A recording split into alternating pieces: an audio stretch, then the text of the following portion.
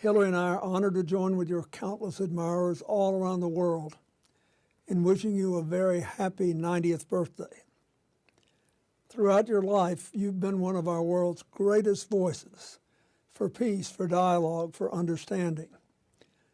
And through your teaching and your examples, you have inspired millions to follow in your footsteps. In a time when we see the forces of division tearing at the fabric of our common humanity, we need your wisdom more than ever to remind us that what we share is more important than our interesting differences.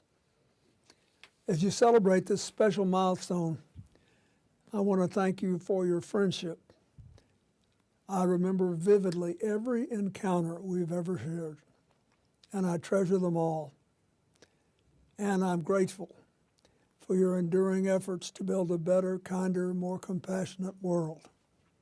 Happy birthday, and many, many more. Happy 90th birthday to my friend, the Dalai Lama. Your Holiness, the world is a troubled place, and we need your spirit of kindness and compassion and love more than ever. Thank you for the example you set. Here's hoping for many more happy birthdays.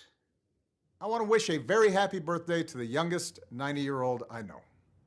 My dear friend, His Holiness, the Dalai Lama.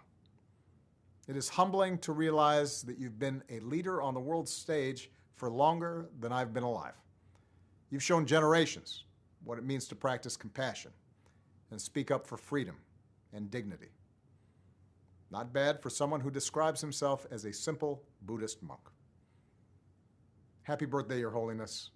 Thank you for your friendship, for your example, and for everything you've done for the cause of human rights around the world.